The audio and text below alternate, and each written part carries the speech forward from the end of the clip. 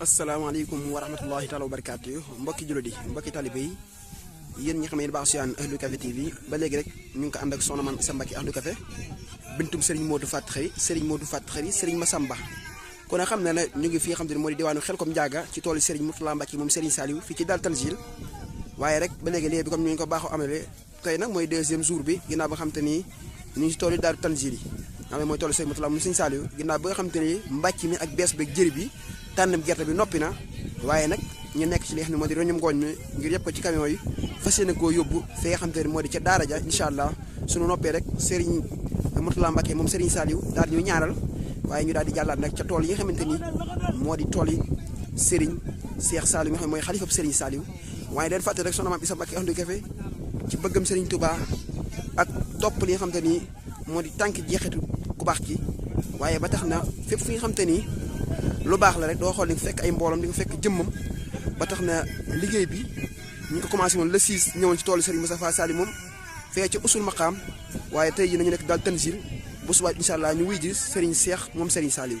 ba léegi de mbokki taalibe ñu ngi roñu ngooñ bi waaye ànd koog pasiyaf ànd koog mbégte ndax ku ne xam ne ne liggéeyal Serigne Touba Serigne Saliou day li nga xamante ni lu neex la ndax Serigne Saliou ñun ñëpp ci ay defaram lañ ba tax na Serigne Saliou waxoon na ni ci waxam su ma leeroon ne ñëpp dem nañ Xelkom ma bàyyi ko woote te ku ne xam ne ne Xelkom Serigne ba mu koy woote ngir liggéey bi du kom moo taxoon ndax ku ne xam ne Serigne Saliou moo fi nekkoon doomi borom Touba di jàmbaar waaye nekk ci doomi Serigne Touba bi nga xam ne moom la mooy gis ci li nga xamante ni moo di xilaaf ak Serigne bi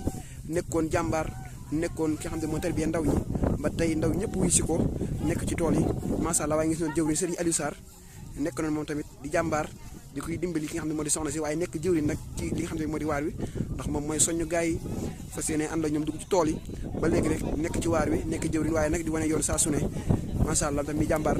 tarkal la ngeen gis noonu rek liggéey mi ngi sori waaye gis ngeen noonu soxna Khady Sere di ay fàllu soxna Maam Issa Mbacké Ahlu Café moom tamit kenn demul mu des gis ngeen ko boolam la jël allahumma amin macha allah kon ñu ngi jaajëfal baax soxna Maam Issa ndaxte mbokki taalibe yëpp rek ñu ngi ci waar wi ànd ak mbégte ndax ku ne xam ne liggéey Serigne Saliou moom beneen affaire la ngeen gis noonu rek maanaam liggéey bi moom mën nañ ne as tuuti moo ci incha allah ñu dégg jaajëf fas yéene dëgmal tool yi nga xamante ni moo di tool yi nga xam ne moo di tool yi Serigne Cheikh moom Serigne Saliou ginnaaw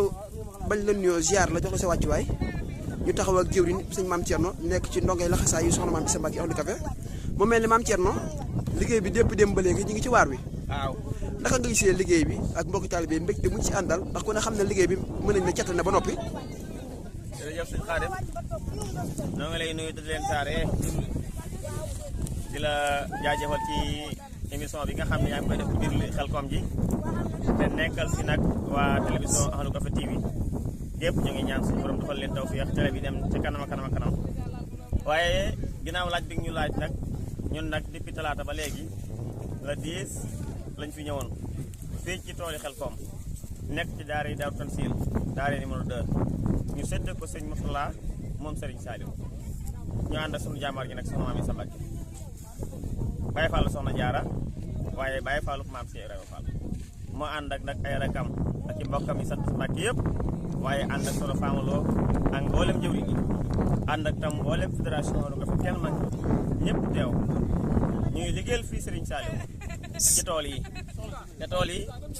kenn ku ne xam na la fi Serigne Saliou jariñ fi Serigne Saliou def dégg ngeen ci waxam juree jooju ma ni su ma leeroon ni ñëpp ñëw nañ fi ma bàyyi ko woote kon fii suuf si 40 kilomètres carrés la yoo xam ne Serigne Saliou Mbacké ko sàkk defar ko fi ngir lan yaa ngi ñëpp mën ci jariñu ndax Serigne Saliou nee na ki nekk fii di ma liggéeyal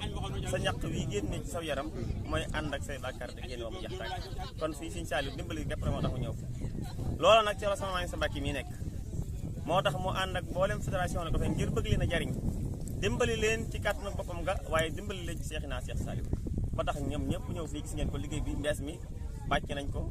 bees nañ ko jëri nañ ko bay ngay dajal nañ gerte bi yóbbu nañ ko ci daara ja fi tool ñi nag ñu ngi dajale ngooñ mi ngir mën koo def ci camion yi mën koo yóbbu fa nga xam ne mooy daara ja comme ko seen bëggee kon nag sëñ Xaadim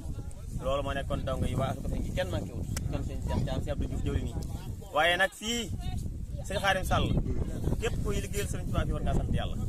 ndax fii nii ngay seen ci daay gii fii ci Xelkom am na nag boo xam ne rek fii la faatoo ci daara ji sànni ko ci mbooy gi